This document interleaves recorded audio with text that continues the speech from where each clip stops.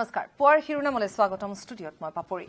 আমি আজি কথা পাতিম জেডপিচিৰ ইকুৱেশ্যনৰ ওপৰত অৰ্থাৎ যি অংক সেই অংক যেন কিছু কৰবাত খেলিমেলি হৈছে সেই সন্দৰ্ভত আমি আলোচনা আগবঢ়াই যাম কাৰণ পঞ্চায়ত নিৰ্বাচনৰ ফলাফল ঘোষণাৰ পাছত এতিয়া জিলা পৰিষদ গঠনৰ এটা অংক চলিছে জিলা পৰিষদ গঠনক লৈ প্ৰত্যাহ্বানৰ সন্মুখীন হৈছে শাসকীয় দল বিজেপি কিয়নো ২৬খন জিলাৰ মাত্ৰ ১৩খনতহে বিজেপিয়ে লাভ কৰিছে সংখ্যাগৰিষ্ঠতা ৭খন জিলা পৰিষদত এতিয়াও নিমিলা অংক হৈ আছে গতিকে এই ক্ষেত্ৰত কেনেধৰণে আগবাঢ়িব সেই সন্দৰ্ভত আমি জনাই যাম আৰু সেই সন্দৰ্ভত আমি আলোচনা কৰিবলৈ আমাৰ সৈতে অতিথিও আছে আৰু নগাঁৱতো আমাৰ সাংবাদিক নীলোৎপল আছে নীলোৎপলৰ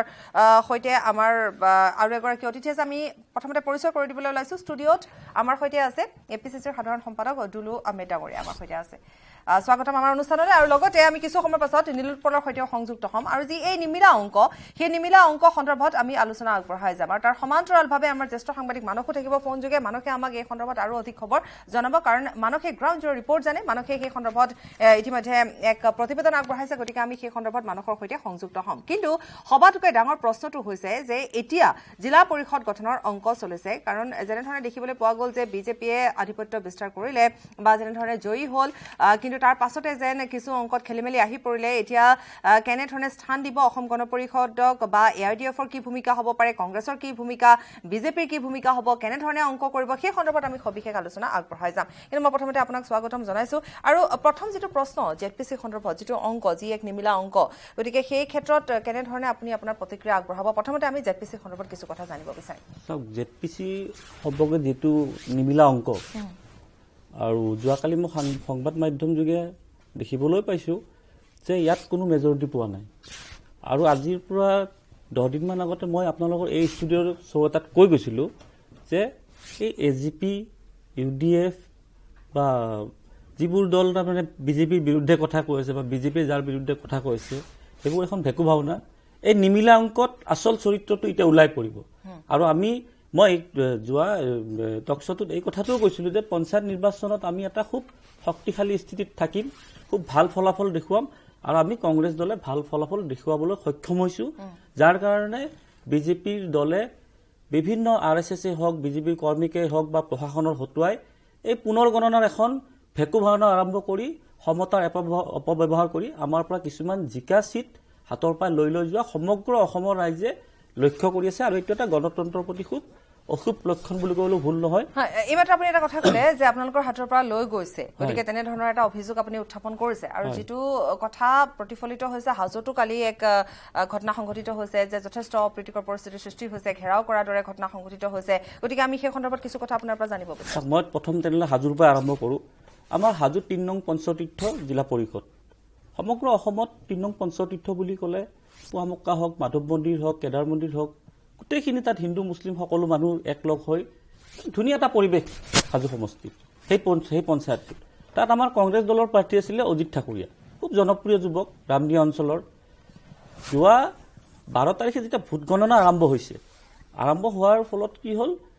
12 তাৰিখে তেখেতৰ ফলাফল ঘোষণা নহ'ল কাৰণ 6টা পঞ্চায়ত লৈ সেইখন জেডপিচি আছিলে 13 তাৰিখে ৰাতি 11টা বজাত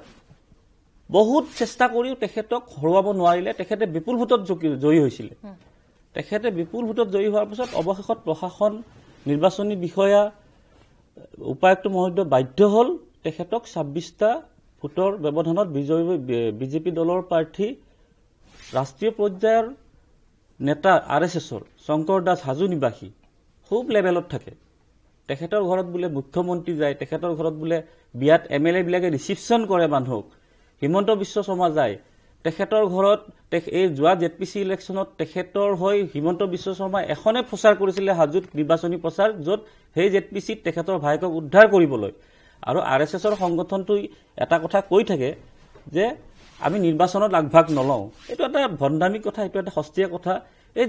যিজন শংকৰ দাস বোলা হাজো নিবাসী তেখেতক মই যোৱা 5 তাৰিখে মোৰ গাঁৱত যেতিয়া মই ভোট দিবলৈ যাওঁ তাত মই দেখিলোঁ তেওঁ ভায়েকৰ হৈ প্ৰচাৰ কৰিব আহিছে সেইদিনা নিৰ্বাচনত আগভাগ লৈছে আৰু এইফালে অসমৰ ৰাইজক কৈ ফুৰে তেখেতসকলে বোলে নিৰ্বাচনত আগভাগ নলয় এইবিলাক তেখেতসকলৰ ভণ্ডামী তেখেতসকলৰ কোনো মানে মই আগতে ভাবিছিলোঁ যে হিন্দুত্ববাদ তেখেতসকলে সমৰ্থন কৰে ভাল কথা তেখেতসকলে কিন্তু হিন্দুত্ববাদ সমৰ্থন নহয় সুবিধাবাদী হয় গতিকে এই নিৰ্বাচনত জলজল পটপটকৈ ওলাই পৰিছে এতিয়া মই সেই কাউণ্টিঙৰ কথাটো কওঁ অজিত ঠাকুৰীয়া ডাঙৰীয়াক 26টা ভোটৰ ব্যৱধানত জয়ী হোৱা বুলি ঘোষণা কৰিলে ৰাতি 11:30 বজাত 13 তাৰিখে ঘোষণা কৰাৰ পিছত তেখেতে দলে আৰু এইটো মই কোৱা কথা নহয় মই যোৱাকালিও মোৰ সংবাদমেলত কৈছো আৰু মোৰ তাত ভিডিঅ'টো আছে যে নিৰ্বাচনী বিষয়াই মাইক যোগে এনাউন্স কৰিছে যে অজিত ঠাকুৰীয়া 26টা ভোটত জয়ী হৈছে আৰু হেৰিগৰাকী পাৰ্টি হাৰিছে এই বিজেপি দলৰ শংকৰ দাসৰ ভাতৃ বিপুল দাস হাৰিছে হাৰাৰ পিছত ৰাতি 1 বজাত তেখেতসকলৰ গাঁৱত ইমান ধুনীয়া উৎসৱমুখৰ পৰিৱেশ এটা জিলা পৰিষদ এগৰাকী জিকিছে হাৰা জিকা ডাঙৰ কথা নহয় মই নিৰ্বাচন হাৰিছো হাৰ মানি লৈছো অজিত ঠাকুৰীয়া জিকিছে বিপুল দাস হাৰিছে হাৰ মানি ল'ব লাগে এইটোত কোনো হাৰা জিকাটো লাজ পাব নালাগে আমি এই প্ৰসংগ আমি আগবঢ়াই লৈ যাম কথাটো আধৰুৱা গৈছে কৈ দিওঁ তাৰ পিছত দ্বিতীয় দিনা তেখেতক হঠাৎ ফোন কৰিছে যে আপোনাৰটো অকল আকৌ পুনৰ গণনা হ'ব পাৰে পুনৰ গণনা হোৱা প্ৰক্ৰিয়া আছে আমি নকওঁ নিৰ্বাচনৰ ফলাফল ঘোষণা হোৱাৰ পুনৰ গণনাৰ প্ৰক্ৰিয়া আছে সেই প্ৰক্ৰিয়াটো সম্পূৰ্ণৰূপে ফলো কৰিব লাগিব কোনো ফলো কৰা নাই কোনো চিঠি নাই কোনো হেৰি নাই আপোনাৰ হেৰিত পুনৰ গণনা হ'ব তথাপি আমাৰ সমৰ্থক সহ কাউণ্টিং এজেণ্ট সহ তাত উপস্থিত হোৱাৰ পাছত আৰএছএছ আৰু বিজেপিৰ প্ৰায় 2000 কৰ্মী উপায়ুক্ত মহোদয়ৰ সহযোগত প্ৰশাসনৰ সহযোগত পুলিচ প্ৰশাসনৰ সহযোগত ভিতৰত সোমাব দিয়া নাই অকল প্ৰাৰ্থীগৰাকীক থাকিব দিছে আমাৰ কৰ্মীবিলাকক কাউণ্টিং এজেণ্টবিলাকক মাৰি বাহিৰত পঠিয়াই দিছে আমাৰ যিগৰাকী দলীয় প্ৰাৰ্থী নিৰ্বাচিত প্ৰাৰ্থী ৰাইজে নিৰ্বাচিত কৰি দিয়া প্ৰাৰ্থী তেখেতে যেতিয়া দেখিছে তেখেতৰ প্ৰাণৰ আশংকা আহি পৰিছে তাত তেখেতে সেই স্থানৰ পৰা পলায়ন কৰিছে কৈছে মই ইয়াতে মোৰ নিৰাপত্তা নাই গতিকে মই নিৰ্বাচনত হাৰা জিকাটো না কথা নহয় মই গতিকে এই স্থান ত্যাগ কৰিলো আৰু দ্বিতীয় দিনা সেই শংকৰ দাসৰ ভাতৃক জিকি যোৱা বুলি 2322টা ভোটত জিকি যোৱা বুলি চাৰ্টিফিকেট দি ডিসি মহোদয়ে আৰএছএছৰ সেই কৰ্মীখিনিলত ফটো উঠাইছে এতিয়া মোৰ কথাটো হৈ গ'ল যে আৰএছএছৰ কৰ্মীলত ফটো উঠাই জিকা সেই 2322টা ভোট ক'ৰ পৰা আহিল আমাৰ ভোটখিনি ইনটেক আছে আমি 22টা ভোটত যেতিয়া জয়লাভ কৰিছিলো তাৰ পিছত দ্বিতীয় দিনা 2300 ভোটত জিকা বুলি তেখেতক চাৰ্টিফিকেট দিলে সেই 2300 ভোট ইনভেলিড ভোটটো কেনেকা ভেলিড হৈ গ'ল মই যাৰ কাৰণে আজি উচ্চ ন্যায়ালয়ৰ দ্বাৰস্থ হৈছো আমাৰ পাৰ্টিৰ সহযোগত মোৰ কথা হ'ল যে 2300 ভোট কেনে মই কোনো পুনৰ নিৰ্বাচন বিচাৰা নাই কোনো মই ৰিকাউণ্টিং বিচাৰা নাই কাৰণ প্ৰশাসনে কি পুনৰ নিৰ্বাচন কৰিব কি ৰিকাউণ্টিং কৰিব জনা আছে মই খালি এটাই বস্তু বিচাৰিছো মহামান্য উচ্চ ন্যায়ালয়ৰ ওচৰত যে 2200 ভোট কেনেকা ইনভেলিড ভোট আমি কথা পাতিম সেই সন্দৰ্ভত কাৰণ সেই গৰাকী প্ৰাৰ্থীও আমাৰ সৈতে ফোন যোগে থাকিব গতিকে আমি সেই কথা পাতিম কিন্তু আমি নগাঁৱলৈ যাম নিৰুৎপলৰ ওচৰলৈ প্ৰথমতে আমি যাম নিৰুৎপল আছে আমাৰ সৈতে আৰু লগতে অনিল শইকীয়া ডাঙৰীয়া আছে নিৰুৎপল এক নিমিলা অংক গতিকে জিলা পৰিষদ গঠনৰ যি নিমিলা অংক নগাঁৱৰ সন্দৰ্ভত যথেষ্ট খেলিমেলি নগাঁৱত হ'ব এক জটিল অংক নগাঁৱত হ'ব গতিকে আমি প্ৰথমতে সেই সন্দৰ্ভত জানিব বিচাৰিম তাৰ পাছতে আপোনাৰ সৈতে থকা অতিথি অনিল শইকীয়াৰ ওচৰলৈ আমি যাম নিৰুৎপল নিশ্চয় বাপৰি নগাঁও জিলা পৰিষদত বহুত 29খন আসন আছে আৰু 29খন আসনৰ 15খন আসন যি দলে লাভ কৰে সেই দলে জিলা পৰিষদ গঠন কৰে কিন্তু এইবাৰ নিৰ্বাচনত নগাঁৱত বিজেপি দলে 12খন আৰু অগপ দলে 3খন পোৱাৰ বিপৰীতে কংগ্ৰেছ দলে 11খন আৰু এআইডিএফ দলে 3খন আসন লাভ কৰিছে যাৰ পৰিপ্ৰেক্ষিতত মেজিক নাম্বাৰ 15 অগপ আৰু বিজেপিৰ হৈ আছে যদিও শেহতীয়াভাৱে খবৰ ওলাইছে যে অগপ ইউডিএফ আৰু কংগ্ৰেছে একেলগে জিলা পৰিষদ গঠনৰ এক প্ৰস্তুতি চলাইছে কিন্তু সেই প্ৰস্তাৱত অৱশ্যে এতিয়ালৈকে কোনো ধৰণৰ আনুষ্ঠানিকতা হোৱা নাই বা তাৰ কোনো নিশ্চিত তথ্য নাই কিন্তু এক ভিতৰুৱা সূত্ৰৰ পৰা গম পোৱা গৈছে যে কংগ্ৰেছে এইবাৰো নিজৰ দখলত যি জিলা পৰিষদ সেয়া ৰখাৰ চেষ্টা কৰিছে গতিকে যদিহে এআইইউডিএফ কংগ্ৰেছ আৰু অগপৰ যদি এখন জিলা পৰিষদ হয় তেনেহলে একো আচৰিত হ'বলগীয়া নাই কিন্তু এটা কথা যে এতিয়ালৈকে কিন্তু অগপ আৰু বিজেপিৰ জিলা পৰিষদ হৈ থকাটো নিশ্চিত হৈ আছে আৰু যদিহে কিন্তু শেষ মুহূৰ্তত যি খবৰ ওলাইছে তৃণমূল পৰ্যায়ৰ অগপ কৰ্মীয়ে তীব্ৰ বিৰোধিতা কৰিছে কোনো কাৰণতে কংগ্ৰেছ আৰু এআইডিএফৰ লগত তেওঁলোকে মিত্ৰতা কৰাটো সঠিক হোৱা নাই বুলি কৈছে কিন্তু নগাঁৱৰ এগৰাকী শীৰ্ষ নেতাই এআইডিএফৰ লগত এআইডিএফ আৰু কংগ্ৰেছৰ সৈতে জিলা পৰিষদ গঠন কৰিবলৈ মন মেলিছে গতিকে সেই কথাই আশ্চৰ্যকৰ পৰিস্থিতি সৃষ্টি কৰিছে কিন্তু বৰ্তমান মই এটা কথা ক'ব লাগিব যে অগপই অসম গণ পৰিষদৰ তৰফৰ পৰা বহৰমপুৰ সমষ্টিত 2খন জিলা পৰিষদ লাভ কৰাৰ বিপৰীতে ৰূপহীহাট সমষ্টিত 1খন জিলা পৰিষদ লাভ কৰিছিলে আৰু ইয়াৰ বিপৰীতে 12খন জিলা পৰিষদ বিজেপিয়ে লাভ কৰিছে কংগ্ৰেছে 11খনকৈ জিলা পৰিষদ লাভ কৰিছে আৰু 3খন জিলা পৰিষদ এআইইউডিএফে লাভ কৰিছে গতিকে এটা কথা ক'ব লাগিব যে এআইডিএফৰ দখলত থকা ধিং সমষ্টিটো বেছামাৰী জিলা পৰিষদ যিটো লাভ কৰিছে বেছামাৰী জিলা পৰিষদৰ যিগৰাকী আগৰ প্ৰাৰ্থী আছিল তেওঁ নিৰ্দলীয় প্ৰাৰ্থী আছিল হাইদৰ আলীয়ে বৰ্তমান কংগ্ৰেছত যোগদান কৰি কংগ্ৰেছৰ পৰা যোৱা বিগত বৰ্ষত নুৰুল হুদা যিগৰাকী বিধায়ক ৰূপহীহাটৰ নুৰুল হুদা যিহেতু জিলা পৰিষদৰ সভাপতি আছে নুৰুল হুদা বিধায়ক নিৰ্বাচিত হোৱাৰ পিছত হাইদৰ আলীক জিলা পৰিষদৰ সভাপতিৰ দায়িত্ব দিছিল কংগ্ৰেছে আৰু বৰ্তমান হাইদৰ আলীৰ পত্নী বেছামাৰী জিলা পৰিষদৰ পৰা পুনৰ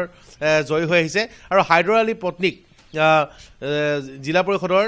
সভাপতি পতাৰ যুঁজা চলাইছে আৰু যিহেতু হাইদৰ আলী নগাঁৱৰ এগৰাকী আৰ্থিকভাৱে অতি সবল ৰাজনীতিবিদ গতিকে বৰ্তমান কথা ওলাইছে যে হৰ্চ ট্ৰেডিং হ'ব পাৰে নেকি নগাঁও জিলা পৰিষদ গঠন গতিকে এনেধৰণৰ কিছু নিমিলা অংকই বৰ্তমান জটিল পৰিস্থিতি সৃষ্টি কৰিছে কিন্তু আমি ক'ব লাগিব এই মুহূৰ্তত সুবিধাজনক স্থিতিত কিন্তু অগপ বিজেপি বৰ্তমানলৈকে আছে হয় সুবিধাজনক স্থিতিত আছে অগপ বিজেপি কিন্তু এক জটিল অংক এক নিমিলা অংক নগাঁৱত নিৰুৎপল আপোনাৰ সৈতে অনিল শইকীয়া ডাঙৰীয়া আছে বিজেপিৰ মুখপাত্ৰ আমি তেওঁৰ ওচৰলৈ যাম কিন্তু তাৰ পূৰ্বে পুনৰ এবাৰ আমি দুলু আহমেদ ডাঙৰীয়াৰ ওচৰলৈ আহিছোঁ হয় যিটো নগাঁৱত যেনেধৰণৰ এটা পৰিৱেশ বা পৰিস্থিতি বা যিটো ৰিপৰ্ট ইতিমধ্যে আমাৰ সাংবাদিকে আপোনাক জনালে গতিকে আপুনি সেই সন্দৰ্ভত কিবা ক'ব বিচাৰিব নেকি মই অলপ আগতে আপোনাক ক'লো যে এজিপি আৰু এই ইউডিএফ বা বিজেপি তেখেতসকলৰ যিখন নাটক অসমৰ ৰাইজে বুজি উঠিছে আকৌ চাব জিলা পৰিষদত ইজনে ইজনক সমৰ্থন কৰিব আৰু এইটো এটা হ'বই আৰু এইটো মই কেইদিনমান আগতে কৈ গৈছিলোঁ যে ইহঁতে নিৰ্বাচনী প্ৰচাৰৰ সময়ত বিভিন্ন ধৰণৰ কাজিয়া কৰে তাৰ আগত ড্ৰয়িং ৰুমত বহি কথা পাতে তাৰ আগত ড্ৰয়িং ৰুমত কয় যে আপোনাক মই ইমান এইখিনি ক'ম আপোনাক মই এইখিনি ক'ম আমাৰ হিমন্ত বিশ্বই ক'ব আপোনাক মই আজি গালি দিম অতুল বৰাই ক'ব আপোনাক মই আজি এই ধৰণে ক'ম এখন ড্ৰামা কৰি তেখেতসকলে নিৰ্বাচনটো পাৰ কৰায় পাৰ কৰাৰ পাছত যেতিয়া দেখিছে এতিয়া নিমিলা অংক হ'ব আকৌ যায় একেলগে হলি গলি কৰি দেখিব আপোনালোকৰ এই ষ্টুডিঅ'তে হওক বা ক'ৰবাৰ দলীয় মজিয়াতে হওক বহি একেবাৰে চাহ মিঠাই খাই যে আমি জিলা পৰিষদ গঠন কৰিম সেইটো হ'ব কংগ্ৰেছৰ স্থিতি কি হ'ব কংগ্ৰেছৰ স্থিতি আমাৰ সদায় আগত যিটো আছিল এইটো আমি কাৰো সহযোগ নোহোৱাকৈ আমি নিৰ্বাচন খেলিছোঁ খুব ভাল স্থিতিত আহিছোঁ আৰু যোৱা মই টকশ্ব'টোত এটা কথা কৈ গৈছিলোঁ যে আমাৰ 5খন ষ্টেটৰ যি নিৰ্বাচন ফলাফল ঘোষণা হ'ল যোৱা 12 তাৰিখে তাৰে 3খন ষ্টেটত 3খন ৰাজ্যত আমি চৰকাৰ গঠন কৰিম আৰু সেইটো আপোনাৰ তাত আছে ৰেকৰ্ডটো সম্পূৰ্ণৰূপে গঠন কৰিম আৰু বিজেপিৰ যিসকল নেতা তেখেতসকলৰ নাক ওলাব নোৱাৰা পৰিস্থিতিৰ সৃষ্টি হ'ব আৰু সেইটো হৈছে যোৰহাটৰ কোনোবা এজন আছিলে মোৰ নামটো মনত নাই মই চিনিও নাপাওঁ তেখেতে খুব দম্ভালি মাৰিছিলে যে আমাৰ নাক কেনেকৈ কাটা যায় আমিও চাম ক'ত গ'ল তেখেতে আহক ষ্টুডিঅ'ত কওক তেখেতসকলে 3খন ৰাজ্য কেনেকুৱা দখল কৰিব নোৱাৰিলে ভাৰতবৰ্ষৰ ৰাইজে বিজেপি দলক বয়কট কৰা আৰম্ভ কৰিছে ইয়াৰ ফলাফলবিলাক আপোনালোকে নিৰ্বাচনৰ জৰিয়তে পাই আছে অহা লোকসভা নিৰ্বাচনত ৰাহুল গান্ধী ডাঙৰীয়া প্ৰধানমন্ত্ৰী হোৱাটো 100% নিশ্চিত চৰকাৰ গঠন কৰাটো নিশ্চিত বিজেপিৰ এই সম্প্ৰদায়িক ৰাজনীতি নচলিব বুলি সমগ্ৰ ভাৰতৰ লগতে অসমৰ ৰাইজে গম পাইছে যি ফলাফল হ'ল গতিকে সেই ফলাফল লৈ আপোনালোক সন্তুষ্ট যথেষ্ট সন্তুষ্ট আপোনাক মই আৰু এটা এইকাৰণে কওঁ যে কিছুমান মই নিউজত চাই আছো যে কিছুমান শীৰ্ষ নেতাৰ নাম লৈ অমুকত অমুক হাৰিছে এইবিলাক ধৰি লওক নিৰ্বাচনত কোন হাৰে কোন জিকে এইটো ডাঙৰ কথা নহয় কোনোবা মই যদি সম্ভৱ হয় মই কথা পাতি যাম যদি সম্ভৱ হয় যিগৰাকী প্ৰাৰ্থীৰ কথা ইতিমধ্যে উল্লেখ কৰা হৈছে হাজোত আৰু বিশেষকৈ তাত ভোট গণনা প্ৰক্ৰিয়া বাৰে বাৰে চলিছিল আমি সেই সন্দৰ্ভত কথা পাতিম কিন্তু অনিল শইকীয়া ডাঙৰীয়াও যদি আছে আমি কথা পাতিম কিন্তু এই মুহূৰ্তত আমি মানসৰ সৈতে সংযুক্ত হৈছোঁ আমাৰ জ্যেষ্ঠ সাংবাদিক মানস আপোনাৰ ওচৰলৈ ফোন যোগে আহিছোঁ আমি আৰু যি এই নিমিলা অংকৰ কথা আমি কৈ আছোঁ কাৰণ ফলাফল ঘোষণা হ'ল তাৰ মাজতে যথেষ্ট বিসংগতি হ'ল তাৰ মাজতো দেখিবলৈ পোৱা গ'ল অপ্ৰীতিকৰ পৰিস্থিতি হ'ল পুনৰ ভোট গণনা হ'ল গতিকে এই গোটেইবোৰৰ পাছত এতিয়া কিন্তু ডাঙৰ কথাটো হৈছে যে অংক এক নিমিলা অংক এক জটিল অংক এতিয়া সন্মুখলৈ আহি পৰিছে গতিকে কি হ'ব পাৰে সেই জটিল অংকৰ সমাধান মানস হয় পাপৰি আচলতে এই কথাটোৱেই যদিও দেখা গ'ল যে নিৰ্বাচনটোত বিজেপিয়ে অগপক বা কংগ্ৰেছে এআইডিএফক তেওঁলোকে বিভিন্ন ধৰণে সমালোচনা কৰি আনকি কুকুৰে কাইট নোখোৱা কালি পৰ্যন্ত পাৰি তেওঁলোকে নিৰ্বাচনটো পাৰ হ'ল কিন্তু নিৰ্বাচনটোত তেওঁলোকে তেনেধৰণে এটা তিক্ততাপূৰ্ণ সম্পৰ্ক বা তেনেদৰে গালি গালাজ কৰিলেও এতিয়া কিন্তু তেওঁলোক নমনীয় হ'বলৈ বাধ্য হৈছে কাৰণ ইয়াৰ কাৰণ এইটোৱেই যে এতিয়া আমি যদি চাওঁ যে বিজেপিয়ে যদি ভাবে যে তেওঁলোকৰ বিৰোধী দল কংগ্ৰেছ কিংবা এআইডিএফৰ হাতৰ পৰা জিলা পৰিষদসমূহ তেওঁলোকে গঠন কৰিব লাগে তেনেহলে তেওঁলোকে কিন্তু বহুকেইখন জিলা পৰিষদৰ ক্ষেত্ৰত অসম গণ পৰিষদৰ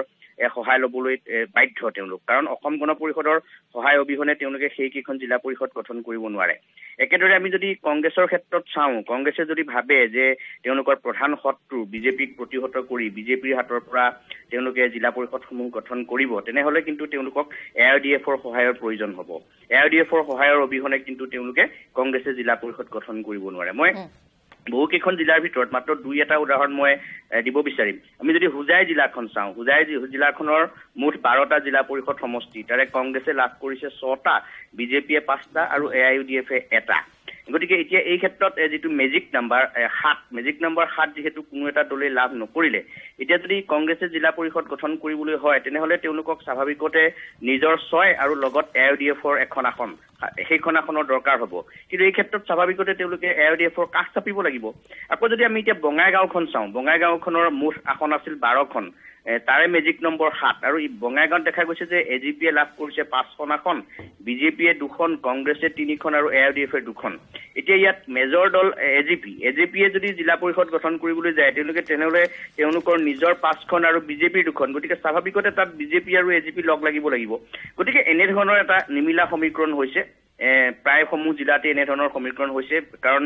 শাসনাধিষ্ঠ দলটোৱে যিমানেই তেওঁলোকে দাবী নকৰক তেওঁলোকে 26খন জিলা পৰিষদৰ মাত্ৰ 13খনত তেওঁলোকে সংখ্যাগৰিষ্ঠতা লাভ কৰিবলৈ সক্ষম হৈছে, অৰ্থাৎ 50%। গতিকে বাকী 50%ৰ কেইখনমান কংগ্ৰেছে দখল কৰিছে, 4খন কংগ্ৰেছে দখল কৰিছে, 2খন এআইডিএফে দখল কৰিছে আৰু বাকী থাকিল 7খন। গতিকে এই 7খনত তেওঁলোকে জিলা পৰিষদসমূহ গঠন কৰিবলৈ হলে এতিয়া স্বাভাৱিকতে বিজেপিয়ে এজিপিৰ আৰু কৰবাত আমাৰ হাতত খবৰ আহিছে এতিয়া এনেকুৱাও হৈছে যে বিজেপিয়ে আনকি এআইডিএফৰো ছাপোৰ্ট ল'বলৈ ভিতৰুৱাকে তেওঁলোকে গুণা কথা কৰিছে। কৰবাত তেওঁলোকে কংগ্ৰেছৰ পৰাও মানুহ ক্ৰয় কৰিবলৈ, যাক ৰাজনীতিত আচলতে হৰ্চ ট্ৰেডিং বুলি কোৱা হয়, তেনেকুৱা কৰিবলৈও তেওঁলোক সাজু হৈছে। আৰু কৰবাত আনকি কংগ্ৰেছেও য'ত তেওঁলোকৰ 1-2খন আসনৰ প্ৰয়োজন তাত তেওঁলোকে বিজেপিৰ পৰা নাইবা এজিপিৰ পৰাও তেওঁলোকে আচলতে আসন ক্ৰয় কৰিবলৈ এনেধৰণৰ এটা কুচকাৱাজ কৰা বুলি খবৰ আহিছে। এনেধৰণৰ কথা বতৰা চলিছে দুলু আহমেদ ডাঙৰীয়া। মই অকল বিজেপি বুলি কোৱা নাই, বিজেপি কংগ্ৰেছ দুইটা দলেই। বিজেপিয়ে যিদৰে এতিয়া আমাৰ হাতত খবৰ আহিছে যে নগাঁৱত বিজেপিয়ে অগপৰ পৰা 2-এজন, আৰু কাৰণ আপুনি জানে যে এই পঞ্চায়ত নিৰ্বাচনটো টোটেলি এটা তৃণমূল পৰ্যায়ত হোৱা ইলেকশ্যন, আৰু ইয়াত আচলতে বহু ক্ষেত্ৰত তেওঁলোকে, কাৰণ আমি যদি বঙাইগাঁও চাওঁ বা লখিমপুৰৰ কথা চাওঁ, তাত আপুনি যোৱাবাৰৰ কথাটো যদি আপোনাৰ নিশ্চয় মনত আছে, তাত কিন্তু দেখা গৈছিল যে অগপ কংগ্ৰেছ বিজেপিও লগ লাগি জিলা পৰিষদ গঠন কৰি থৈছিল। গতিকে এইটো এটা সাংঘাতিক ধৰণে জিলা পৰ্যায়ত বা গাঁও পৰ্যায়ত হোৱা নিৰ্বাচন। গতিকে মই সেইকাৰণেই কৈছো যে য'ত কৰবাত যদি দেখা গৈছে যে বিজেপিয়ে কংগ্ৰেছৰ পৰা হৰ্চ ট্ৰেডিঙৰ কাৰণে সাজু হৈছে, তেনেকে কংগ্ৰেছেও বিজেপিৰ পৰা হৰ্চ ট্ৰেডিঙৰ কাৰণে কৰবাত এই কথাবিলাক চৰ্চা চলিছে আচলতে। হয় মানস এই মুহূৰ্তত ধন্যবাদ জনাইছো, কিন্তু পুনৰ আপোনাৰ সৈতে আমি সংযুক্ত হ'ম আৰু অধিক খবৰৰ বাবে। কিন্তু এতিয়া মানসে যিখিনি কথা ক'লে, যিটো চৰ্চা, মই আগতেও কৈছো যে যিটো ৰিপৰ্ট বৰ্তমান যিটো চৰ্চা চলি আছে, গতিকে সেই চৰ্চাৰ ওপৰত ভিত্তি কৰি মানসে এক প্ৰতিবেদন যুগুতাইছিল আৰু সেইবাবে আমি মানসৰ সৈতে সংযুক্ত হলো। আৰু যিকেইটা এতিয়া প্ৰশ্ন উঠিছে, যিকেইটা অংকৰ কথা আহি পৰিছে, এই যে হৰ্চ ট্ৰেডিঙৰ কথা আহি পৰিছে, গতিকে হয় কওক। এই যিটো হৰ্চ ট্ৰেডিঙৰ কথা আহি পৰিছে, এইটো এইকাৰণে আহি পৰিছে যে সকলোৰে নিমিলা অংক, আৰু এইটো সদায় সমতাত থকা দলটোৱে এই নিমিলা অংকত হৰ্চ ট্ৰেডিংটো বেছিকৈ কৰে, যোন সমতাত আছে। এতিয়া মই আপোনাক একদম সৰু এটা উদাহৰণ দিওঁ। হাজো সমষ্টিত আমাৰ AP 16খন আছে হাজো ব্লকৰ অধীনত। 16খনৰ আমি কংগ্ৰেছ দলে পালো 5খন, আমি 7খন পাইছিলো, 2খন ৰেগিং কৰি লৈ গ'ল 5খন যিহেতু এইটো অফিচিয়েল ডিক্লেয়াৰ হৈ গৈছে, আমি পালো 5খন, অগপ দলে পালে 3খন, 8খন, আৰু বিজেপি দলে 6খন পোৱাৰ পিছত ৰেগিং কৰি 2খন নিয়াৰ পিছত তেখেতসকলৰ 8খন হৈ গ'ল। কিন্তু পঞ্চায়ত গঠন, আঞ্চলিক ব্লক গঠন কৰিবলৈ হলে 16খন লাগে, 9খন লাগে। এতিয়া 9খন তাত কাৰো মেজৰিটি নাই, গতিকে এতিয়া সেই ব্লকখন অনিশ্চিতাত বিজেপি আজি চাব সেই সমষ্টিত RSSৰ পৰা, হিমন্ত বিশ্ব শৰ্মাৰ পৰা, সৰ্বানন্দ সোণোৱাল ডাঙৰীয়াৰ পৰা, ৰঞ্জিত দাস ডাঙৰীয়াৰ পৰা সকলোৰো সৰ্বশক্তি লগাই দিছিলে সেই সমষ্টিটোত। লগাই দিয়াৰ পিছত মই আটাইতকৈ এইকাৰণে উৎফুল্লিত হৈছো, সৰ্বশক্তি লগাই দিয়াৰ পাছত RS পৰ্যায়ৰ নেতা লাগি যোৱাৰ পিছত মই 4খনৰ 3খন জিলা পৰিষদ দখল কৰিবলৈ সক্ষম হৈছো। তাৰ কাৰণে মই হাজোবাসী ৰাইজৰ ওচৰত চিৰকৃতজ্ঞ, সদায় ধন্যবাদ জনাইছো, আৰু মই সদায় হাজো ৰাইজৰ সক্ৰিয়ভাৱে কাম কৰি যাম, কাৰণ 4খনৰ 3খন জিলা পৰিষদ বিজেপি দলৰ পৰা। এটা কথা আপুনি নিশ্চয় শুনিছিলে যে আমাৰ নগাঁৱৰ সাংবাদিক নীলোৎপলে এটা কথা কৈছিলে যে এগৰাকী অগপৰ শীৰ্ষ নেতা যে যোগাযোগ কৰিছে ARDFৰ সৈতে কংগ্ৰেছৰ লগত, এই যে নিমিলা অংক, সেই অংকৰ তাত কংগ্ৰেছটোক খাউনি নল'ব। এই ARDF বিজেপি AGP এটা মুদ্ৰাৰ ইপিঠি সিপিঠি এইবিলাক চব কেতিয়াও নাহে। মই আপোনালোকে আমাৰ প্ৰদেশ কংগ্ৰেছৰ সভাপতি মহোদয় স্পষ্টভাৱে সংবাদ মাধ্যমত কৈছে যে, আমাৰ তৰুণ গগৈ ডাঙৰীয়াও কৈছে যে, প্ৰথমে মই পৰহি চালো, তৰুণ গগৈ ডাঙৰীয়াই কৈছে যে আমি বিজেপি আমাৰ শত্ৰু নহয়, প্ৰথম UDF-টোক মাৰি ল'ব লাগিব, বদৰক মাৰি ল'ব লাগিব। গতিকে বদৰক মাৰা ল'লে বিজেপিটো এনেই ধ্বংস হ'ব। এতিয়া আমাৰ মূল টাৰ্গেট লক্ষ্য হৈছে বদৰক মাৰাটো। গতিকে বদৰক মাৰিলে বিজেপিটো এনেই নাইকিয়া হৈ যাব, কাৰণ বিজেপিটো জীয়াই আছে বদৰৰ দি নাচবলৰ কাৰণে। গতিকে এইবিলাক সস্তীয়া কথা কৈ লাভ নাই। আমি এটা পঞ্চায়তত ভাল ফলাফল দেখাইছো, সক্ষম হৈছো, যাৰ কাৰণে তেখেতসকলে পুনৰ গণনা কৰি এইবিলাক এটা ভেকু ভাওনা আৰম্ভ কৰিছে। অসমৰ ৰাইজে দেখি আছে, আমি জিকিছো। কিন্তু আৰু এটা মই সৰু এটা উদাহৰণ দিওঁ আপোনালোকক। হাজো সমষ্টিত এটা 90 এইটো মহিলাৰ লগত জড়িত কাৰণে মই কথাটো ক'লো বিষয়টো, কাৰণ জিপিৰ কথা এটা এই ষ্টুডিঅ'ত পাতিব হয়তো ইমান এটা ভাল নালাগে, তথাপি ক'লে ৰাইজে গম পাব বা কি হৈ আছিল হাজো সমষ্টিত। কাৰণ যোৱাকালি সংবাদ মাধ্যমত দেখিবলৈ পাই আছে সকলো অসমৰ ৰাইজে যে এটা বিৰাট হাংগামা হৈছে।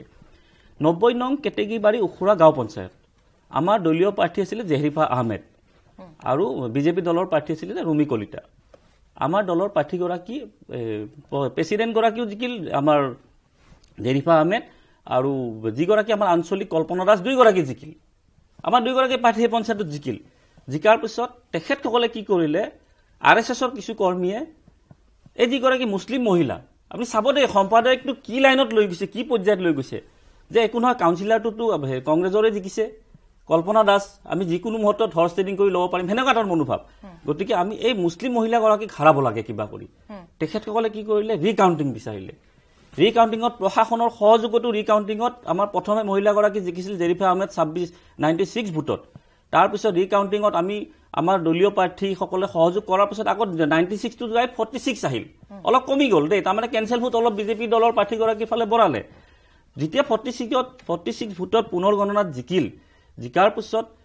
মাইক এনাউন্সমেন্ট দিব কাৰণে ৰখি আছে মাইক এনাউন্সমেন্ট নাই দিয়া নিদিয়াৰ ফলত কি হ'ল সেই মহিলাগৰাকী দুখ লাগে মানে গোটেই ৰাতি ডিসি অফিচৰ বাৰান্দাত বহি থাকিল মাইক যোগে ঘোষণা নকৰিলে ডিসি মহোদয় হিমন্ত বিশ্ব শৰ্মাই বেক দৌৰি লৈ আহিলে হিমন্ত বিশ্ব শৰ্মাৰ যিগৰাকী ব্যক্তিগত সহায়ক হেমন্ত চৌধুৰী তেখেত কোনো অফিচাৰ নহয় কোনো নিৰ্বাচনী বিষয়া নহয় ডিসিৰ লগত সমানে নিৰ্বাচনী বিষয়ালত সমানে তাত বহিছে এইবিলাকে কি বুজায় তেখেত কোনো বিষয়া নহয় ৰুমত সোমা ওলোৱা যোৱা তাৰ পিছত মহিলাগৰাকীক ৰাতিপুৱা 9:30 বজাত মাইক যোগে বিজেপিৰ প্ৰাৰ্থীগৰাকী জিকা বুলি ঘোষণা কৰিলে মাত্ৰ 16টা নে 12টা ভোটত তাৰমানে কেনসেল ভোট কিছুমান তেখেতসকলে ভেলিড কৰি দিলে কৰাৰ পিছত ইতে সেই উখুৰা গাঁও পঞ্চায়ত সব শিক্ষিত মানুহ তাত প্ৰায় 4000 ভোট আছে সেই মানুহখিনি এনেকা উত্তেজিত হৈছে যোৱাকালি মই সেই গাঁৱত নিজে উপস্থিত হৈছো হোৱাৰ পাছত তাত গোটেই মহিলা পুৰুষসকল হৈ এনেকুৱা এটা সিচুৱেচন হৈছে সেই মহিলাগৰাকী যিকোনো ভোটত আত্মহত্যা কৰিব গাঁৱৰ মানুহে পহৰা দি আছে কাৰণ সেই মহিলাগৰাকী ৰাজনীতিৰ লগত জড়িত আছে আত্মহত্যা কৰিবলৈ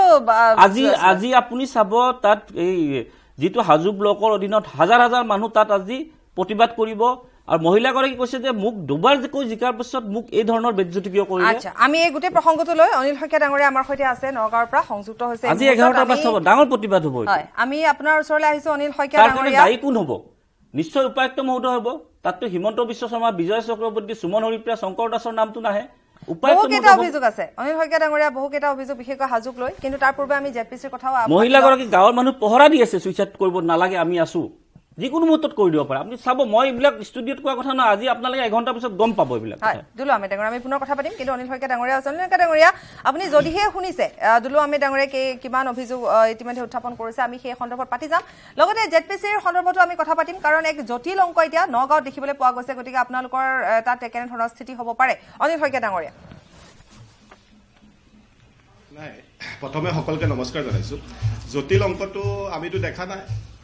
আমাৰ ভাৰতীয় জনতা পাৰ্টি ইউডিএফ এজিপি সব আছে কোন জটিল অংক দেখিব আপোনালোকে 15খন আমি সংখ্যাগৰিষ্ঠতা পাই আছো আৰু ইয়াতো জটিল অংকটো আমি দেখা নাই ছবিখন আমাক স্পষ্ট কৰি দিয়ক সংখ্যাগৰিষ্ঠতা হৈ আছে ছবিখন স্পষ্ট কৰি দিছো ট্ৰেডিং কৰক সংখ্যাগৰিষ্ঠতা আপোনালোকৰ এই 5 বছৰ অহা 10 বছৰলৈ থাকি যাব সংখ্যাগৰিষ্ঠতাৰ কথা কৈ লাভ নাই অসমৰ ৰাজ্যে আপোনালোকৰ সংখ্যাগৰিষ্ঠতা দেখিছে কোনে দুলু আহমেদ ডাঙৰীয়া আছে আমাৰ সৈতে মই তেওঁ উত্তৰটো দিম মই কথা ক'ব গ'লে মই আৰু যদি ভৱিষ্যতত মই যদি আপোনালোকৰ ষ্টুডিঅ'ত আহোঁ বিশেষকৈ RSS কৰ্মীৰ লগত চাওক মোক RSS কৰ্মীৰ লগত মই আপোনাক এইটো উদাহৰণ দিওঁ এইটোৱে মই অনুৰোধ কৰোঁ যে RSS কৰ্মীৰ লগত বিজেপিৰ মুখপাত্ৰ আপুনি ময়ো কম আপুনি কওক মানে মোৰ আজি যুক্তিতৰ্ক কৰিব মন নাই তথাপি মই 11খন এজিপিয়ে পাইছে 3খন আৰু এআইডিএফে পাইছে 3খন গতিকে আমি 29খনৰ ভিতৰত 15খন হলে আমাৰ সংখ্যাগৰিষ্ঠ হৈ থাকে গতিকে অসম গণ পৰিষদ আৰু ভাৰতীয় জনতা পাৰ্টি মিলি পেলাই আমিতো সংখ্যাগৰিষ্ঠ হৈ আছো তাত কোনো প্ৰশ্নবোধক নাই কি ক'লে অসম গণ পৰিষদ আৰু ভাৰতীয় জনতা পাৰ্টি কথা এতিয়া আপুনি কি ক'লে অসম গণ পৰিষদ আৰু ভাৰতীয় জনতা পাৰ্টি উত্তৰ দিব বিচাৰিছো আহমেদ ডাঙৰীয়া দেৱ আপুনি মোৰ সৈতে কাজিয়া কৰাতকৈ আপুনি মোক ধন্যবাদ দিব লাগে যে আপোনাৰ চিৰবৈৰী আপোনাৰ ৰাজনৈতিক শত্ৰু ৰকিবুল হুছেইনক আমি হৰুৱাইছো মোৰ ৰাজনৈতিক শত্ৰু কেনেকুৱা হ'ল আমাৰ এইবিলাক দলৰ মাজত এইবিলাক কথা কয় আমাক আপোনাৰো শত্ৰু ৰকিবুল হুছেইন মোৰো শত্ৰু ৰকিবুল হুছেইন আপোনাৰ শত্ৰু হ'ব পাৰে মোক ধন্যবাদ দিব লাগে মোৰ শত্ৰু হয় নে নহয় আপোনাৰ কোৱা কোনো যুক্তি নাই তাত শূন্য কৰি দিলো তেওঁ যি অহংকাৰ দৰ্প চূৰ্ণ কৰি দিলো গতিকে আপুনি অভাৰঅল অসমৰ ৰিজাল্ট কওক আপুনি চূৰ্ণ দৰ্প এইবিলাক বাদ দিয়ক অভাৰঅল অসমৰ ৰিজাল্ট কওক না আপুনি ভাল পাইছে নে বেয়া পাইছে সেইটো কওক মোক সেইটো আপুনি এই ধৰণৰ সস্তীয়া কথা কৈ মোৰ পৰা উত্তৰ পাম বুলি আপুনি আশা নকৰিব এতিয়া শুনক এই ধৰণৰ সস্তীয়া কথা কৈ আপোনালোকৰ নীতি আপোনালোকৰ আৰএছএছৰ নীতি হৈছে বিভাজন কৰা বাহিনীয়ে যেতিয়া আপোনাক আক্ৰমণ কৰিছিল তেতিয়া আমাৰ মনটো বেয়া লাগিছিলে কোনে আক্ৰমণ কৰিছিল গুণ্ডাগিৰিৰ কথা আমি জানো কোনে আক্ৰমণ কৰিছিল সামগ্ৰীটো গুণ্ডাগিৰি কৰে অসম প্ৰদেশৰ ৰাজীৱ ভৱনত গৈ পেলাই আপোনাৰ লগত গুণ্ডাগিৰি কৰিছে তেতিয়া আমি দুখ পাইছিলো কিন্তু আজি নালাগে মোৰ হৈ আপোনালোকে দুখ পাব নালাগে আপোনালোকে মোক উচ্চতাব নালাগে দুলু আমি উচ্চতাই দিলে উঠি যোৱা ব্যক্তি নহয় আৰু নাথাকে এইবিলাক আৰএছএছৰ যিটো নীতি আচ্ছা মোক এটা কথা কওক ডাঙৰীয়া আপোনাক মই অনিল ডাঙৰীয়া আপোনাক এটা প্ৰশ্নৰ উত্তৰ দিয়ক মই খালি মই দ্বিতীয় প্ৰশ্ন নকৰো আপোনাক আপুনি মোক এটা প্ৰশ্ন উত্তৰ দিয়ক আপুনি মোক এটা প্ৰশ্ন উত্তৰ দিয়ক পাপৰিবা মোৰ কথাটো আপুনি শুনক পাপৰিবা না মোক কিন্তু আপুনি এটা প্ৰশ্নৰ উত্তৰ দিব লাগিব মই কণ্টেক্ট ক'ব লাগিব হয় হয় মই কওঁতে তেওঁ ক'ব নালাগে ঠিক আছে নকওঁ মই এটা প্ৰশ্ন শুনিম কিন্তু কিছুমান ব্যক্তি যিসকলে এটা প্ৰভাৱ বিস্তাৰ কৰি ৰাখিছে ৰাষ্ট্ৰীয় প্ৰেক্ষাপটত হওক বা আমাৰ ৰাজ্যিক প্ৰেক্ষাপটত হওক সেই বিশেষ প্ৰভাৱশালী ব্যক্তিসকলৰ লগত কেতিয়াবা কিছুমান ব্যক্তিয়ে সেলফি লৈ পেলাই প্ৰভাৱ তেওঁৰ নিজৰ পাব্লিচিটি কৰিব বিচাৰে কিছুমানে তেওঁৰ নামটো লৈ পেলাই তেওঁৰ প্ৰচাৰ কৰিব বিচাৰে ঠিক তেনেকৈ দুলু আহমেদ ডাঙৰীয়াদেৱৰ মুখত হিমন্ত বিশ্ব শৰ্মাদেৱৰ নামটো একমাত্ৰ তেওঁৰ ব্যক্তিগত প্ৰচাৰৰ কাৰণে কোৱাৰ বাহিৰে বেলেগ আৰু কিবা আছে বুলি মই নাভাবোঁ আজি ৰাষ্ট্ৰীয় প্ৰেক্ষাপটত এজন অসমৰ ব্যক্তি ৰাষ্ট্ৰীয় প্ৰেক্ষাপটত জিলিকি উঠিছে এইটো কি দুলু আহমেদদেৱে বেয়া পাইছে নেকি নাই পোৱা মই কথাটো কৈ আছো 5 কোটি টকা দিয়ক হিমন্ত বিশ্ব শৰ্মা মাৰাৰ এছএমএছ টো দুলু আহমেদ কৰিব লাগে আমিতো আমাৰ বিচাৰধাৰাৰ লগত নিমিলা কিছুমান মানুহ যদি আমাৰ অসমৰ কাৰণে অনিল শইকীয়া ডাঙৰীয়া দুলু আহমেদ ডাঙৰীয়া আপোনালোক লাইনতে থাকক আমি কথা পাতি যাম এই প্ৰসংগ কিন্তু যিগৰাকী হাজোৰ প্ৰসংগ ইয়াত উত্থাপন হৈ আছিল অনিল শইকীয়া ডাঙৰীয়া গতিকে তেওঁ সেইগৰাকী প্ৰাৰ্থী যিগৰাকী প্ৰাৰ্থী ইতিমধ্যে আমি সবিশেষ জনাইছো তেওঁ ফোন যোগে আমাৰ সৈতে আছে কিন্তু সময় হৈছে এটি বাণিজ্যিক বিৰতি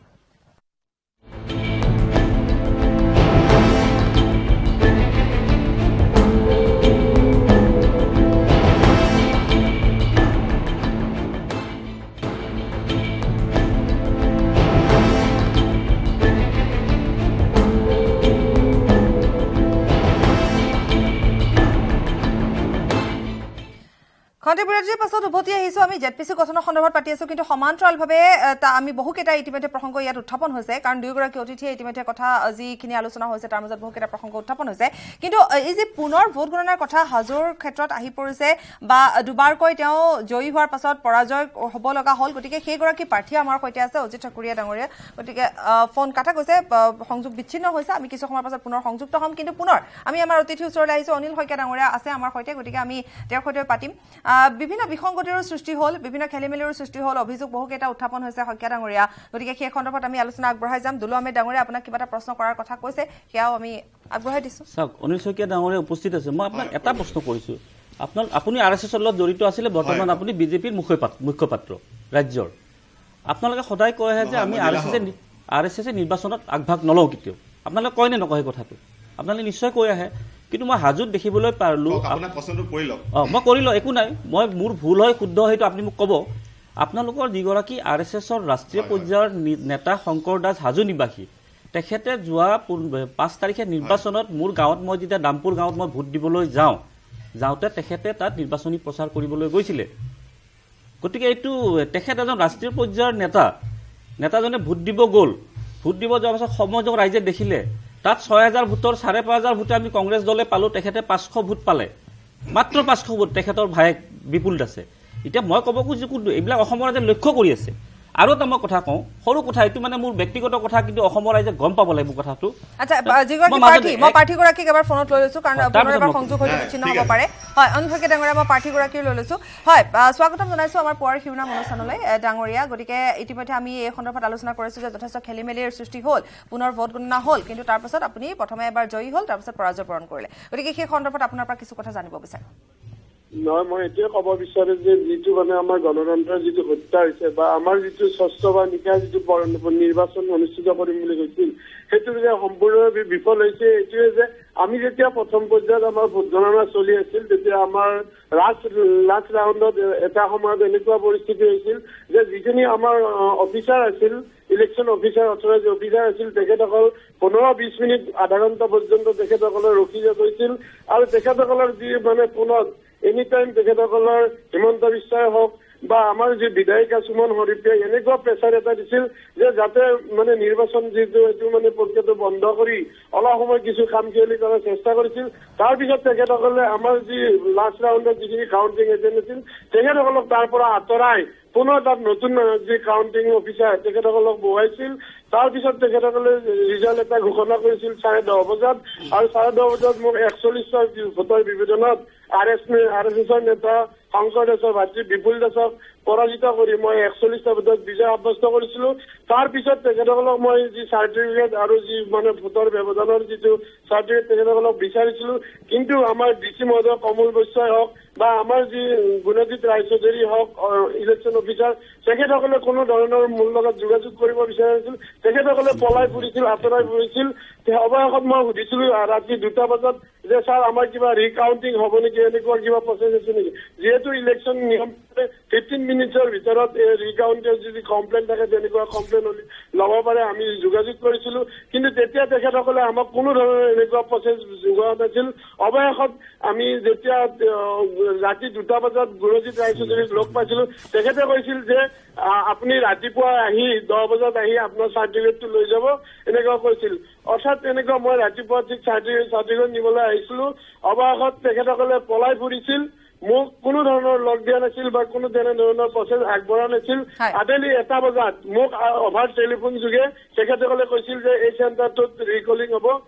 ৰিকাউণ্ট হ'ব গতিকে আপোনালোকে এজেণ্টখিনিক লৈ আহক মই তেতিয়া জনাইছিলো যে মোৰ এজেণ্টখিনিতো ইমান সষ্টম নহয় আপোনালোকে মোক কিছু সময় দিব লাগিব এনেকুৱা কৰাৰ পিছত তেখেতসকলে হয় কৈ যাওক অজিত ঠাকুৰে ডাঙৰীয়া শুনি আছো আমি কিবা ক'ব আপুনি তুলা মানে মই একদম সৰু শেষত কথা এটা কওঁ তাৰপিছত আৰু মই নকওঁ কথা মানে এই RSS আৰু বিজেপিৰ নেতাসকলৰ সাম্প্ৰদায়িক যিবিলাক কথা অসমত ওলাইছে তাৰ মই এটা সৰু উদাহৰণ মই কথা পাতিম কিন্তু অনিল শইকীয়া ডাঙৰীয়াৰ ওচৰলৈ আমি এবাৰ যাব লাগিব কাৰণ আমি সেই প্ৰসংগ আমি উত্থাপন কৰিম কিন্তু অনিল শইকীয়া ডাঙৰীয়া হয় মোৰ প্ৰশ্নটো শুনাৰ পাছত তেখেতে উত্তৰটো দিয়াত বেছি সুবিধা হ'ব মোৰটো শুনি লওক মোৰ লাষ্ট প্ৰশ্ন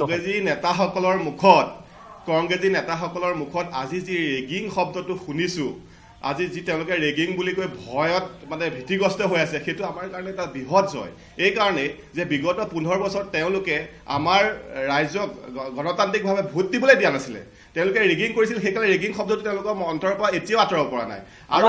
ৰেগিং মাষ্টৰজন আপোনালোকৰ তালৈ পঠিয়াই দিলো আমি ৰেগিং যিজন মাষ্টৰ আছিল ৰেগিং কৰিলোহেঁতেন মই চৰকাৰৰ জিলা সভাপতি মই মোৰ পঞ্চায়তৰ কাউন্সিলৰ গৰাকী মাত্ৰ 33টা ভোটত হাৰিছে আমাৰ ৰেগিং মাষ্টৰজন আপোনালোকৰ বিজেপি দলত আছে এইবাৰ অন্তত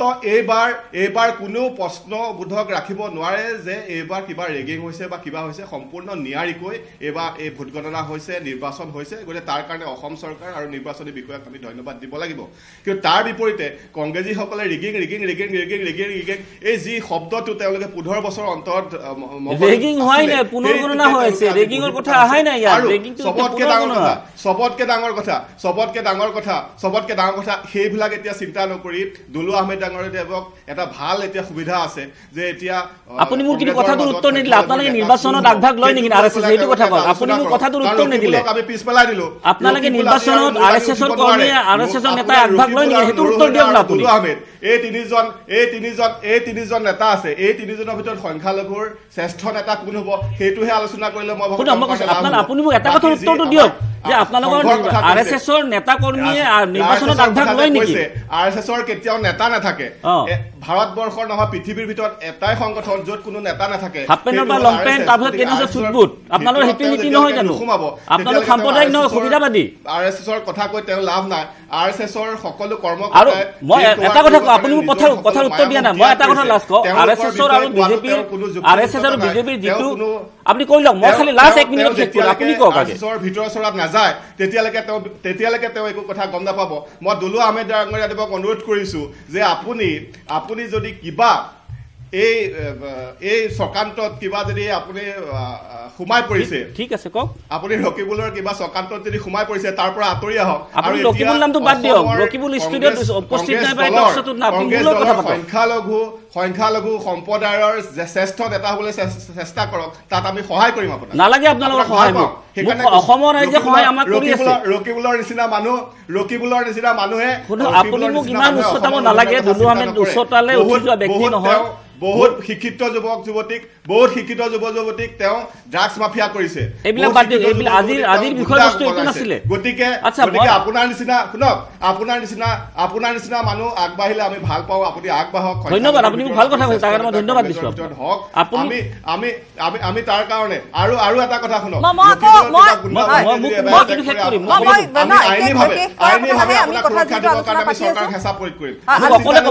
আপুনি মুকলি মনে ওলাই আহক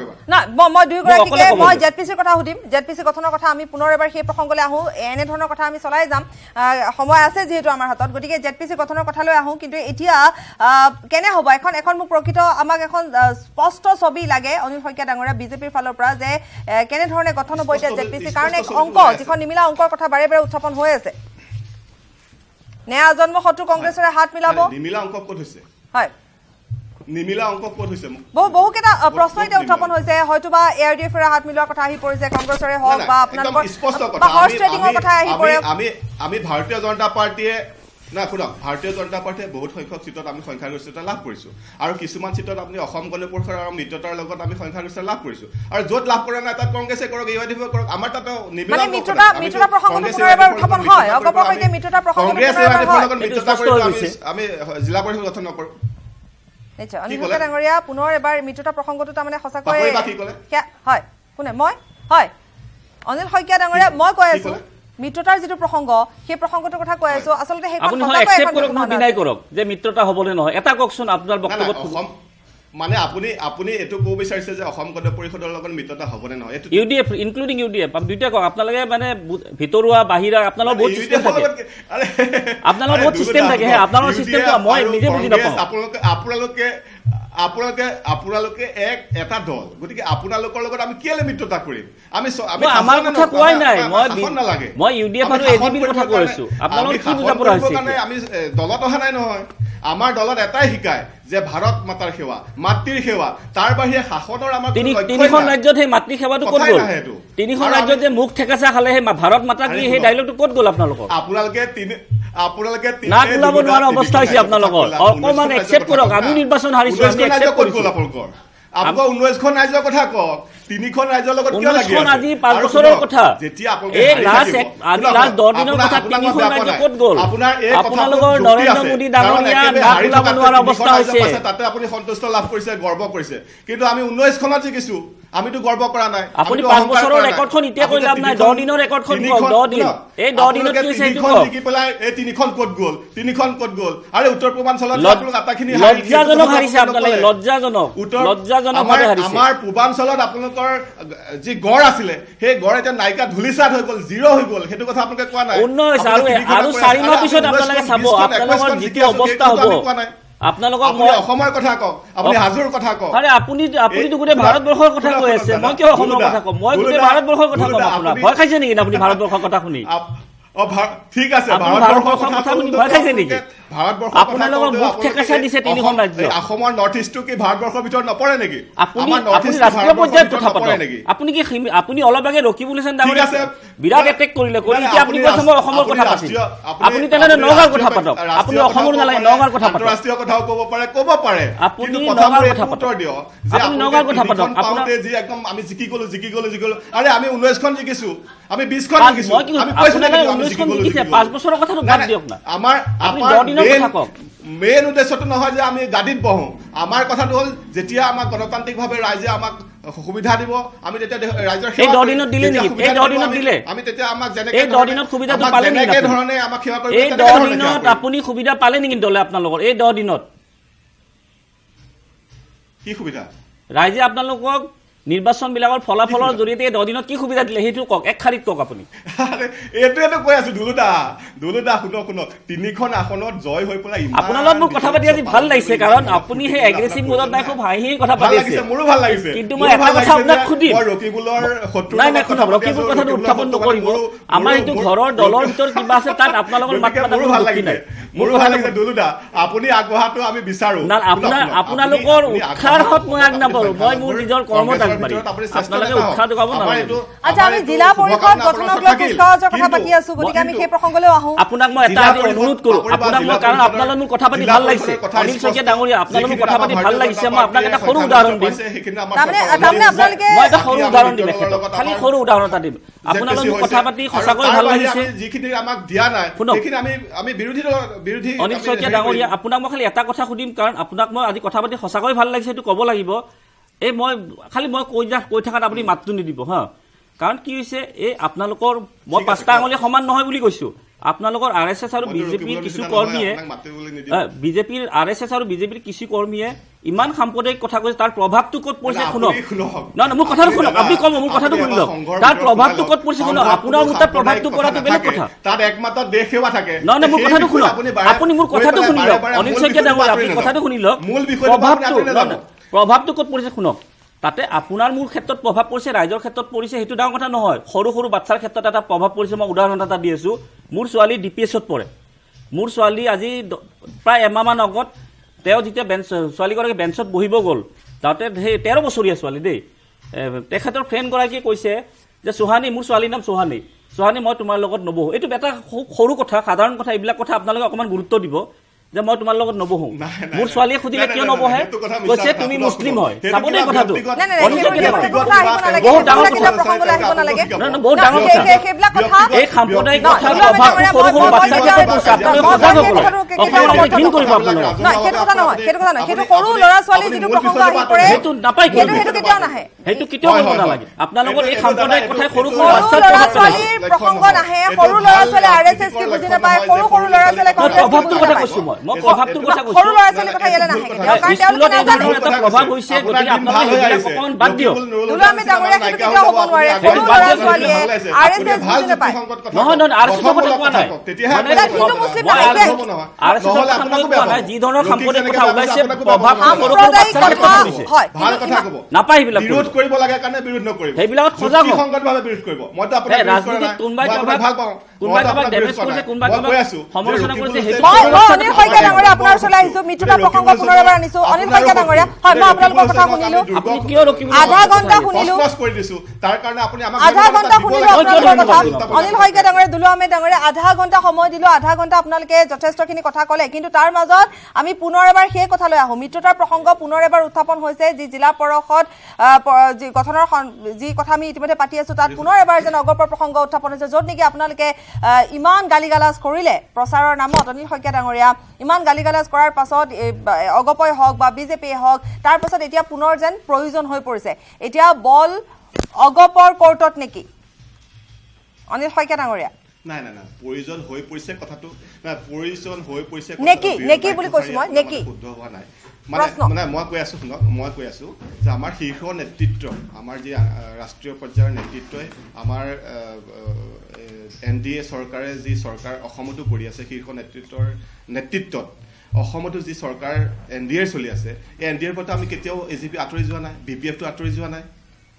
অহংকাৰ এটা হৈছিলে অনিল শইকীয়া ডাঙৰীয়া মই যাম পুনৰ যাম আমি আলোচনা অব্যাহত ৰাখিছো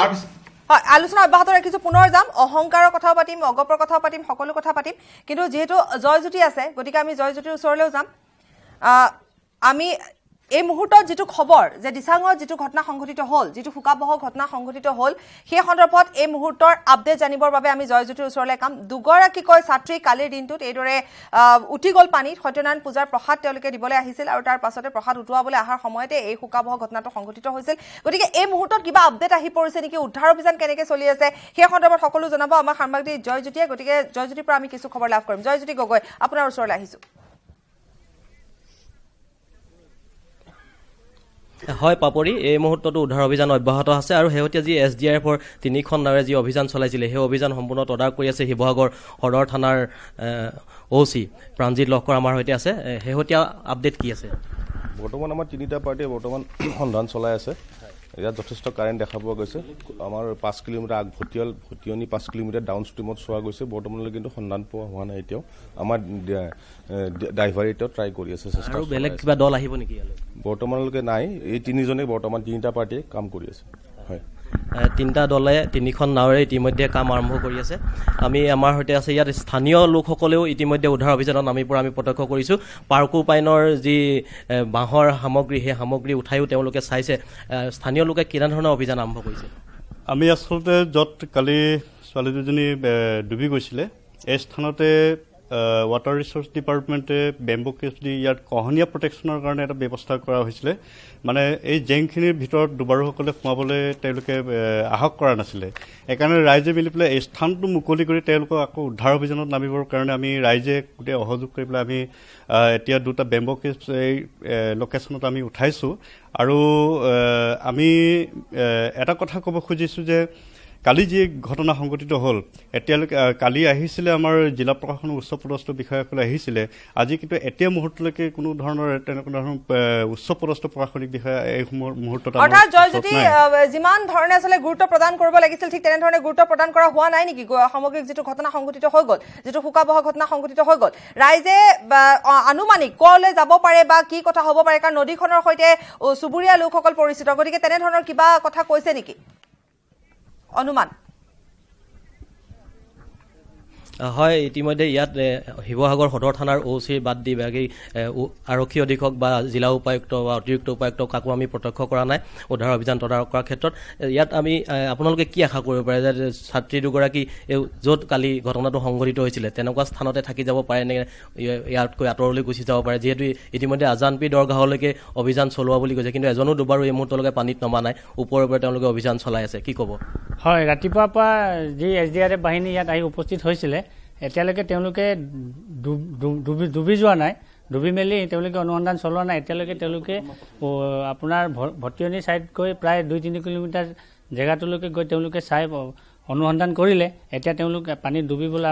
জয়জ্যোতি ধন্যবাদ জনাইছো পৰৱৰ্তী সময়ত পুনৰ আপোনাৰ পৰা আমি আপডেট লাভ কৰিম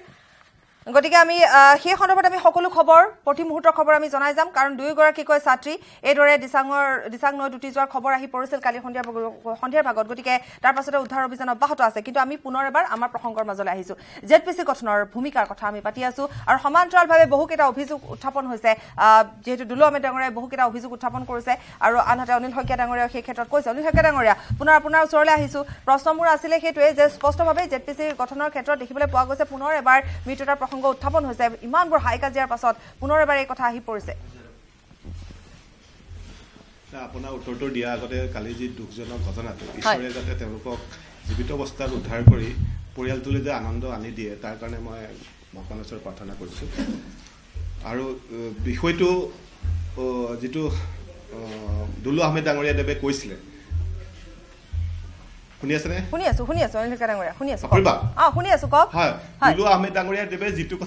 যিটো কথা কৈছিলে যে কিবা বিসংগতি হৈছে বা কিবা হৈছে সেইটো তেওঁলোকে ক'বই মই ইয়াৰ আগতেও কৈছোঁ তেওঁলোকে ক'ব এইকাৰণে ক'ব যে 15 বছৰ তেওঁলোকে যিটো কৰিছে সেইটো ভাবিছিল যে এইবাৰ ভাৰতীয় জনতা পাৰ্টি চৰকাৰেও কৰিব কিন্তু আমাৰ চৰকাৰ এটা সংস্কাৰিত চৰকাৰ আমি চৰকাৰে কেতিয়াও জোৰ জবস্ত গণতান্ত্ৰিক অধিকাৰক নষ্ট কৰি পেলাই কেতিয়াও আমি ৰাইজৰ বিপৰীতে গৈ পেলাই আমি আসন দখল নকৰোঁ ৰাইজে যিটো আমাক মেণ্ডেট দিছে সেইটোতে আমি বিশ্বাস ৰাখোঁ আৰু তাকে লৈ পেলাই আমি চলোঁ গতিকে এতিয়া দুলু আহমেদ ডাঙৰীয়া দেৱক মই এটা অনুৰোধ কৰোঁ যে ইমান এজন ভাল বক্তা ইমান এজন জ্ঞানৰ অধিকাৰী তেওঁ এতিয়া কংগ্ৰেছৰ দলৰ ভিতৰত শ্ৰেষ্ঠ সংখ্যালঘু নেতা হ'বলৈ ইমান এটা ধুনীয়া সুযোগ এই সুযোগটোত তেওঁ আগবাঢ়ক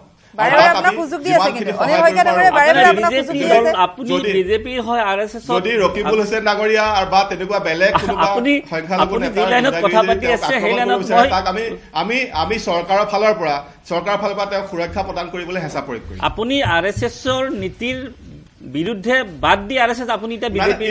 আপুনি RSS টো বাদ দিলে আজি RSS নীতিৰ বিষয়ে আপুনি বহুতবাৰ ক'লে নহয় এই কথাটো আপোনাক বহুতবাৰ RSS কিয় বাদ দিলে আপুনি RSS টো কিয় বাদ দিলে আৰু কৈ থাকিব আপুনি RSS কিয় বাদ দিলে দাদা এই কথাটো আপুনি খুদক আপোনাৰ মুখত আৰু শুভা নাপায় দাদা আপোনাৰ মুখত শুভা নাপায় আপুনি কিয় বাদ দিলে সেইটো কওকচোন আপুনি RSS নীতি আপুনি সমৰ্থন কৰে এটলিষ্ট আপোনাৰ মুখত দাদা দাদা শুনক আপুনি বাদ কিয় দিলে মোক সেই কথাটো কওক ৰকিবুল ৰকিবুল বাদ দিয়ক আপুনি আৰএছএছ কিয় বাদ দিলে মোক সেই কথাটো কওক খালি আপুনি নকব ৰাইজে নিজে কওকচোন আৰএছএছ কিয় বাদ দিলে আপুনি কিয় বাদ দিলে সেইটো আৰএছএছ কোটো বাদ দি দিয়ে আপুনি বাদ দিয়া জইন হোৱাৰ কথা নাথাকে আৰএছএছ আপুনি তাৰমানে আপোনাক মই ধন্যবাদ জনাইছো আৰএছএছ নীতিক আপুনি সমৰ্থন নকৰে যিটো নাজানে সেইকাৰণে মানুহে আপোনাক হাঁহিব যিটো নাজানে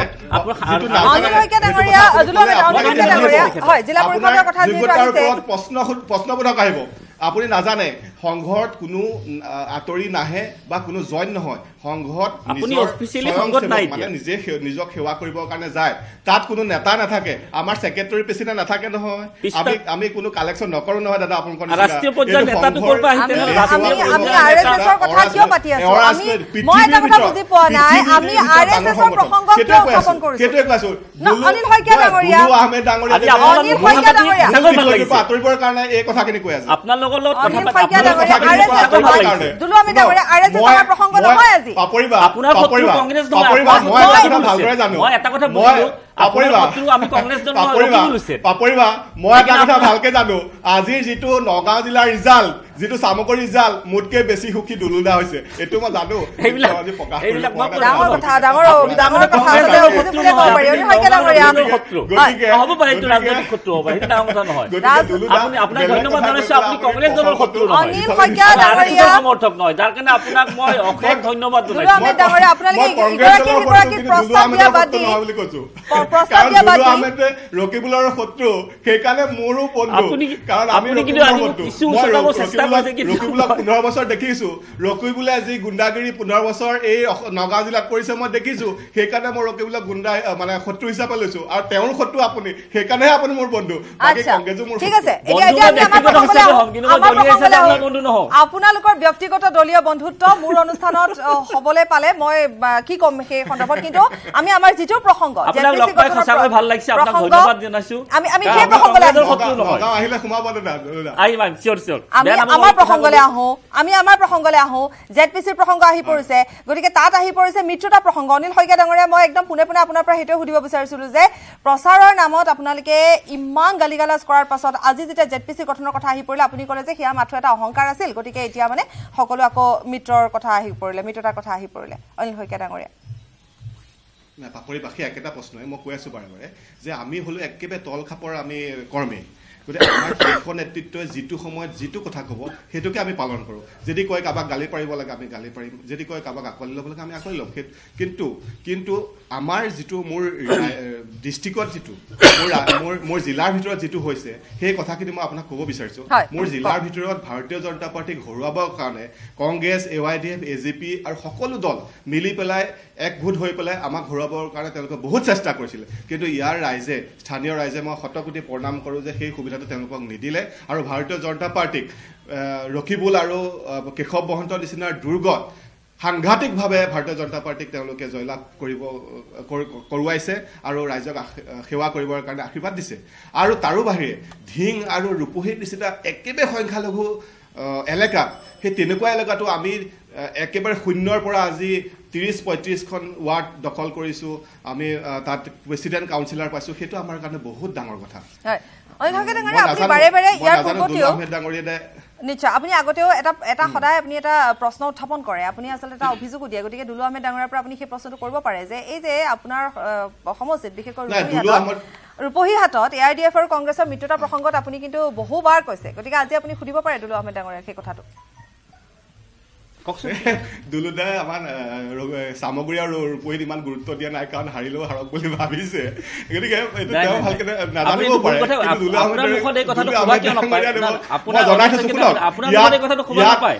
ইয়াত ৰকিবুল হৈছে ডাঙৰীয়া